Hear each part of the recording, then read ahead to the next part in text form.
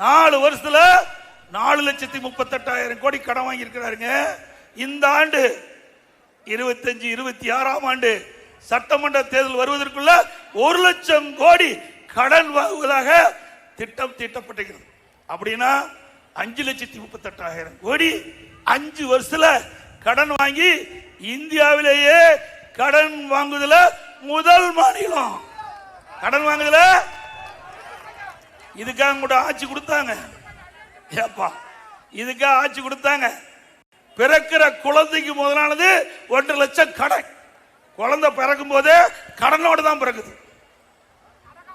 இப்படி கடன் மேல் கடன் வாங்கி மக்கள் மீது வரி சுமத்தி தான் இந்த கடனை திருப்பி அடைக்க முடியும்.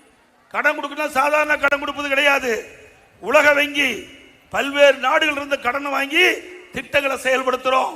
அதற்கு வட்டி கட்ட வேணும், வாங்கின பணத்தை திருப்பி செலுத்தணும். எப்படி பண்ண முடியும்? ஏற்கனவே 5,18,000 கோடி கடன். இப்போ 5 வருஷம் நிறைவு பெறுகின்ற பொழுது 5,38,000 கிட்டத்தட்ட பாத்தீங்கன்னா எவ்வளவு? கிட்டத்தட்ட 10,46,000 கோடி என்று கருதுறேன்.